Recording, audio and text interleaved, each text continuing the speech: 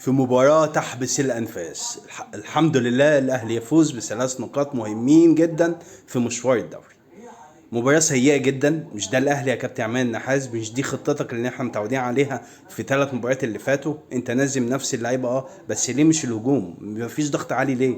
نازلين كأننا كسبانين. لا، حالة دلع رهيبة من لعيبة الأهلي كأننا كسبانين، وكان هيجي التعادل في آخر دقيقة لولا ان معرفش مين اللي شالها، اظن مصطفى العش اللي اديله راجل المباراه النهارده حرفيا.